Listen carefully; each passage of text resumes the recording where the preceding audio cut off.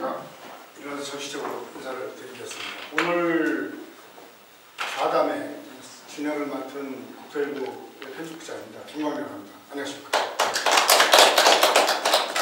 진행상 그냥 앉아서 하도록 하겠습니다. 오늘은 우리 국토일보가 창간 27주년입니다. 그래서 27주년 기념의 일환으로 이런 가시설 안전 확보를, 품질 확보를 위한 가설 안전 특집 4담이라는 주제를 갖고 오늘 우리 전문가 산학연 관 전문가 모시고 약 2시간여 동안 좀 고견을 듣는 이런 시간입니다.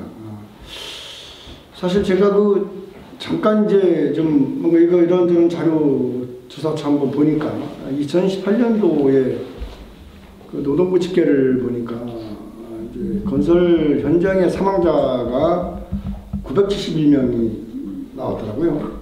그래서 그 중에서 이제 산재 사망자를 보니까 485명이야. 이게 한 50%, 정확히 50% 되는데 이 가운데 485명 중에 290명이 추락사고 사례, 추락사고. 그러니까 정확히 60%가 추락사고율입니다. 이것이 놀라운 거는 이런 상황이 최근 10년간 계속되고 있다는 거예요. 계속 250명대, 300명 내외로 이런 추락사고 사망자가 나오고 있다는 것은 무언가 정책적으로, 제도적으로, 사회적으로 뭔가 좀 이것이 매우 미흡한 여건이 아니냐, 이런 의구심을 자아내기 충분한 이런 지금 상황입니다. 익히 아시는 대로 사실 지금 전체 산업 재해자 중에서 이 건설업에서 이제 약 한 30% 정도의 이렇게 사망 사고가 생기는데, 이 중에서 보면 약 절반 정도가 사망의 경우를 보면 산재 사고의 절반 정도가 우리 건설업에서 생기고 있고, 또 건설업 이 사망 사고의 절반 정도가 우리가 흔히 이 떨어짐 사고에 의해서 생긴다고 이렇게 통계적으로 나와 있습니다. 그러면 결국 우리 이 정부에서 이 사망 사고를 줄이기 위해서는 건설 현장의 추락 사고를 줄여야 된다는 것은 이제 대명제로 누구나가 익히 이제 알고 있습니다. 특히 몇 년 전부터 우리 국토교통부나 고용노동부에서는 추락사고를 줄이기 위해서 기존에 소위 우리가 나쁜 비계라고 이렇게 얘기도 하고 있습니다만, 추락사고를 줄이기 위해서 단강비계 사용을 좀 억제하고 시스템비계 보급을 중점 추진하고 있습니다. 그래서 그런 부분에서는 상당히 이제 긍정적으로 이제 평가가 되기도 합니다. 그런데 여전히 우리 가설제를 바라보는 어떤 시각부터 저는 가장 큰 문제가 있다고 봅니다. 지금 이제 결국은 건설 현장에서 추락사고가 생기거나 어떤 붕괴사고가 생겨서 인명사고가 생기게 되면 제일 첫 번째 어떤 시각으로 보느냐면, 이거 가설제가 문제가 있다, 이렇게 언론의 일부가 때려버립니다. 그러면 국민들은 정말로 가설제가 이게 부러졌나? 무너졌나? 이렇게만 보는데, 과연 쇠로 만든 가설제가 왜 갑자기 부러져 버릴까? 여기는 무조건 무너지면 가설제 성능 불량, 이렇게 치부해버리는 경향이 강하다.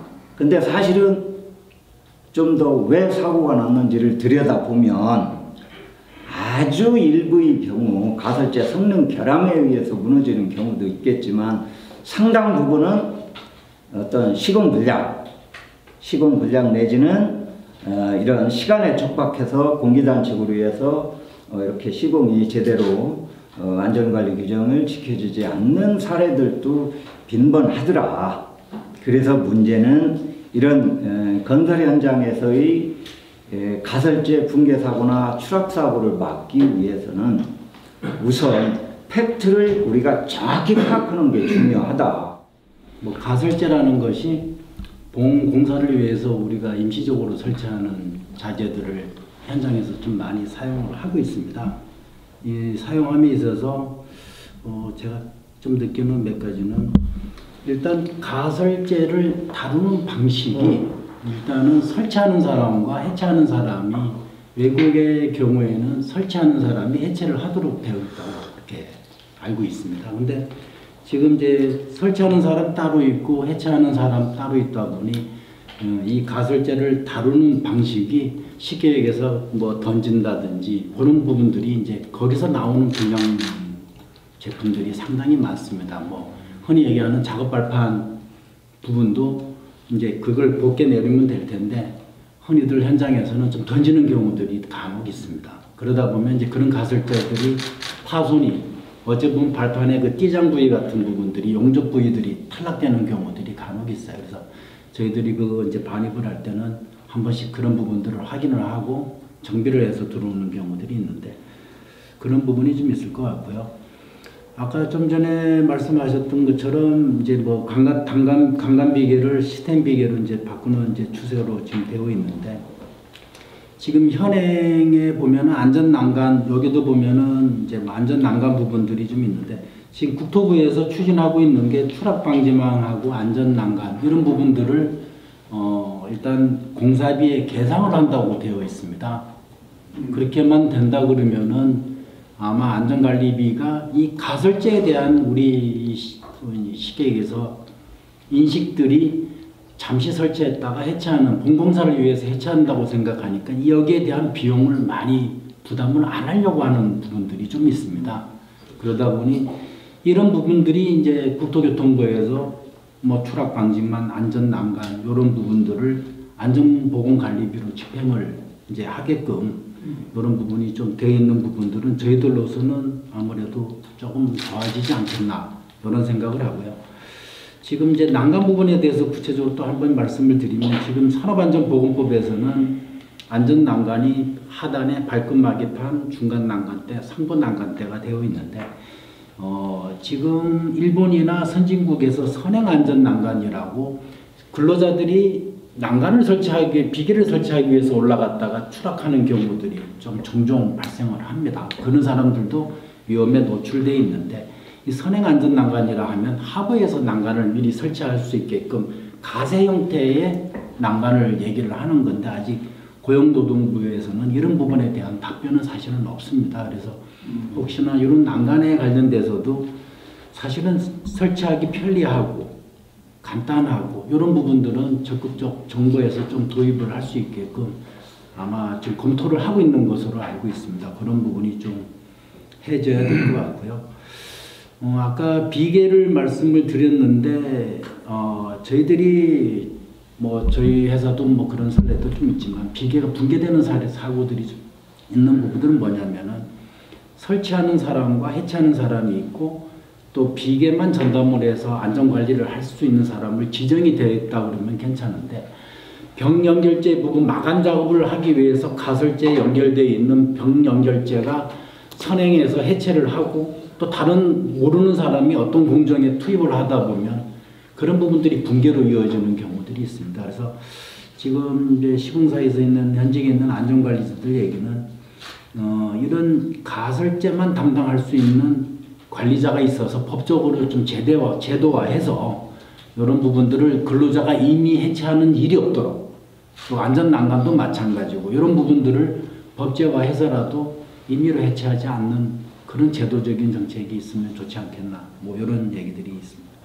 이 선행 안전 난간은 이거는 지금 일본에는 시행하고 있는 건가요? 예. 우리는 아직 못하고 있나요? 제가 파악하고 있는 바로는 일본에서는 이미 시행을 해서 상당히 비계 공사 중에 추락 사고를 상당히 예방했다는 이런 보고가 있었고요. 유럽에서도 상당 부분 선행 안전난간대를 쓰고 있고 그렇다라고 그러면 아마 선행 안전난간대는 조만간 도입해야 되는데 제가 알기로 지금 고용노동부하고 안전보건공단에서도 아마 적극적으로 검토를 하고 있는 것 같습니다.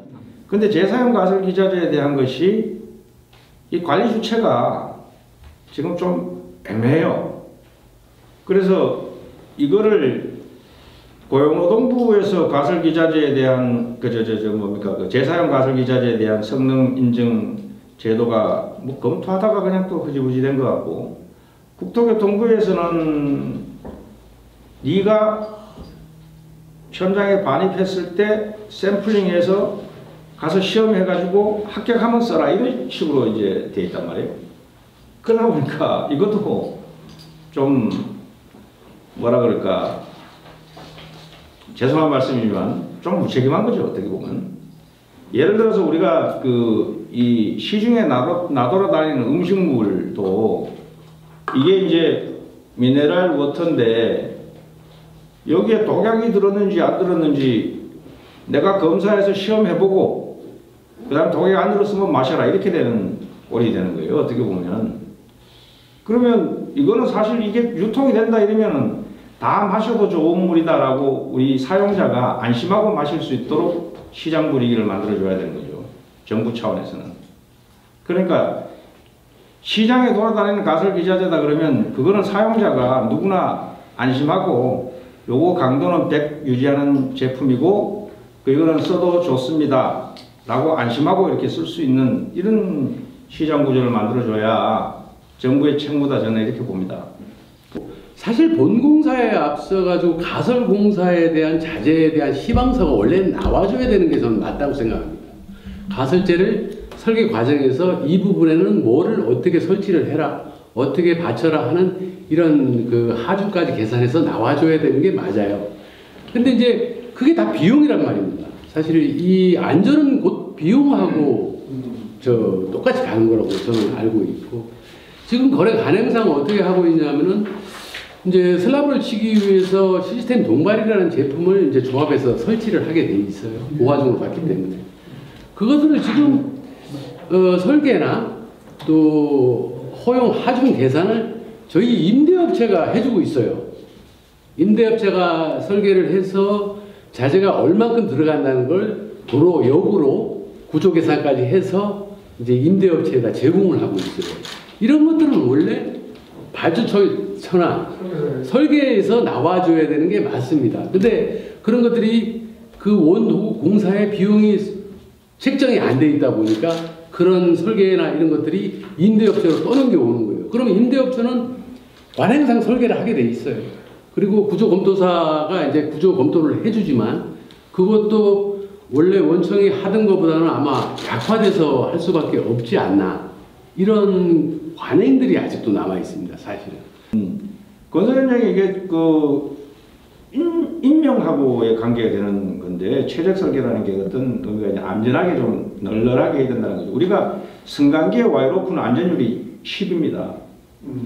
100이라는 하중에 파단되는 건데 작용 하중은 10밖에 안 준다는 게 안전율이 10이라는 이야기거든요. 그래서 이러한 그 시장 구조 형태는 좀 앞으로는 막아야 된다라는 겁니다. 예를 들면 임대업자가 설계를 하면서까지 납품하고 설치까지 해주는 이런 구조는 막아야 된다라는 게 제 생각입니다. 네. 예. 자, 우리 아까 조금 전에 우리 이 교수님이 지적을 이제 제대로 강력히 정확히 찝어주셨는데, 어쨌든 임대업체가 이렇게 설계, 이거 다 맡아서 한다는 자체, 이거는 좀 빨리 개선돼야 되지 않겠습니까? 당연합니다. 네? 빨리 개선돼야 되는데, 어떻게 하는 것이 좋겠습니까, 교수님? 법에 넣어야 되는 거 아니겠어요? 법에. 네. 건지법에. 예, 뭐 그게 꼭 노동부에 의존해서 문제는 아니잖아. 법에 들어가야 된다. 법에 들어가야 된다. 법에 들어가는 것, 법에 그게 꼭 문장에 들어가야 되는 것보다도 예. 현장에 이제 그 책임과 권한의 문제인데요. 네. 책임과 권한의 문제인데, 이 책임을 임대업자에게 전가시켜서는 안 된다라는 거고, 그거 만약에 임대업자 측에서 설계를 했다 할지라도 원청사가 모든 걸 책임을 져야 된다 이렇게 보는 겁니다. 그런데 이제 아까 설치 해체업자도 다르다. 그 다음에 임대업자도 또 다르다. 구조계산하는 사람도 임대업자 소속의 구조기술사가 아니라 외부 사람에게 의뢰해서 도장만 받아온다.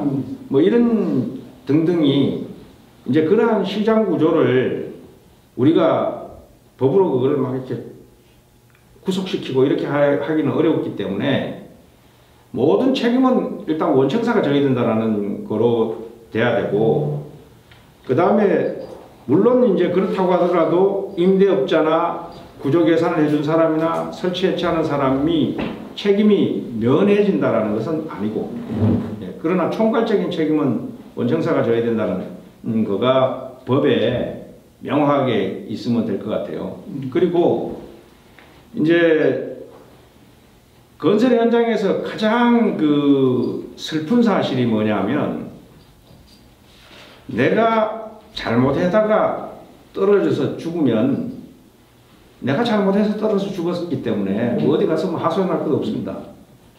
그런데 그렇지 않은 경우들이 굉장히 많거든요. 먼저 해놓은 사람이 잘못해놨는 것 때문에 나는 안전하려고 생각하고 올라갔는데 무너져서 죽었어요. 그러면 이거는 정말 억울한 겁니다.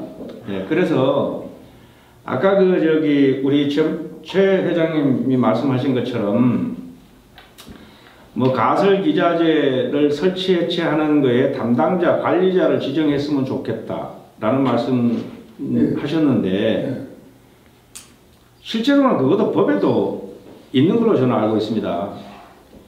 우리가 고위험 작업 30몇 가지 같은 몇 가지가 있어요. 그 위험 작업에는 관리감독자를 지정하고 작업을 해라 이렇게 산업안전보건 기준에 관한 규칙인가 산업안전보건법 상에도 있어요. 있는데 그것도 아마 비계 설치 해체 작업도 그 속에 들어가 있을 겁니다. 자, 그러면 그거를 현장에서 예를 들면 이명구 너는 이 비계 설치 해체 그 다음에 유지관리에 책임져 이렇게 지정을 해줘야 돼요.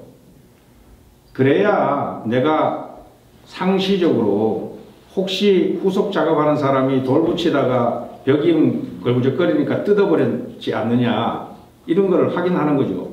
가지고 우리 건설공사 품질관리 업무 지침에 가설 기자재 10종, 여기 보면은 강제 파이프 서포트, 강과 비계 부재 복공판, 그 다음에 최근에 작년도에 콘크리트 거푸지 합판을 신설해가지고 지금 운영하고 있는데, 아까 교수님도 말씀하셨지만은 기본적으로 전제되는 것은 가설 기자재가 현장에 반입되면 품질 계획 등에 따라서 품질 검사 실시 후 합격품을 지금 사용토록 지금 현재는 되어 있습니다.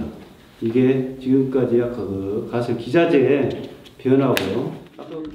교수님 말씀하신 것처럼 믿고 써도 좋다. 그렇게 되면 저희들이 참 좋을 것 같아요. 사실은 현장에 지금 저희들 흙막이 가시설을 한번 보면요, 전문건설업에서 이제 토공공사를 하기 위해서 이제 흙막이를 하는데 그 띠장을 한번 보면은 아까 교수님 말씀하신 대로 설계나 뭐 이렇게 했을 때는 100%의 강도를 가지고 설계가 다 되고 구조 검토가 다 돼 있는데, 실제로 현장에 쓰는 자재를 다 그런 건 아니지만 어떤 자재를 보면은 연결을 해야 되니까 구멍을 내야 돼요. 그러면은 볼트 연결을 하지 않습니까? 볼트 구멍들이 엄청 많아요. 그럼 그 자재가 과연 이 100% 우리 설계하 중에 잡혀 있고 구조 검토되어 있는 그 강도를 가질까라는 의문점이 좀 가거든요.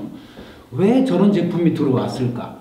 근데 아까 말씀대로 업체에서 들어와서 설치를 해버리고 주말에 했다든지 해버리면 그걸 또 뗄 수도 없는 환경이고, 그런 자재들이 만약에 뭐 등록제로 하든 어떤 방법에 의해서 정말 신뢰성이 있다 그러면 저희들을 안전하는 입장에서는 엄청나게 좋을 것은 같습니다. 최근에 국토교통부하고 노동부가 지금 추락사고를 예방하기 위해서 공공발주공사에 대해서는 2년 전부터 시스템 비계 사용을 의무화한다. 자, 그러면 한번 잘 생각해 보면 기존에 쓰던 단감 비계는 어디로 갈까요? 20억 미만 소규모 현장은 빌라를 짓든 상가를 짓든 조그만 현장들에 불과 공기 3개월에서 6개월. 이거 단속도 안 돼요. 왜냐면 인허가정보 확보해서 감독관이 나가면 벌써 공사 끝났어요. 또 어떤 데 가보면 공사도 안 하고 풀만 그득히 있어. 결국 단속도 불가해. 근데 문제는 20억 미만 소규모 현장에 사망자의 54%가 생겨요. 여기가 100억 이상 현장에 2.3배가 생겨요. 2018년 기준으로 사망자가 485명 중에서 261명입니다. 풍선 효과에 의해서 그렇지 않아도 20억 미만은 사망사고가 많이 생기는 현장인데 여기로 흘러가게 돼요. 여기로. 그러면 이거를 근본적으로 해소하는 방법은 대한민국에서 단감 비계를 서서히 없애버리면 됩니다. 없애버리면 됩니다. 없애버리는 방법은 뭐냐면 단감 비계를 폐기하고 폐기한 만큼 시스템 비계를 구입하게 되면 지원이 필요하죠. 보조금을 주게 됩니다.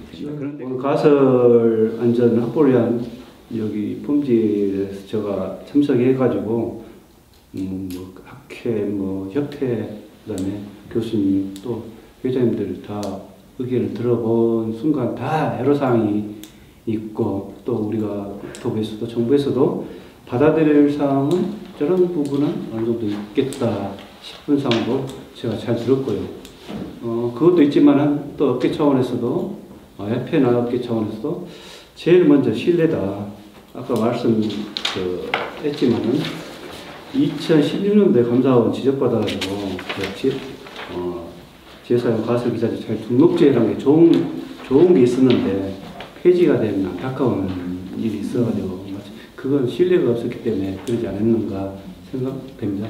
아무튼 오늘 좋은 이야기를 많이 하셨기 때문에 제가 돌아가서 업무하는데 많은 참고도 할 거고요. 앞으로 뭐 협회라든가 그 이상 그러면은 참고하겠습니다. 아무튼. She loves to go shopping and she goes to church. Yes.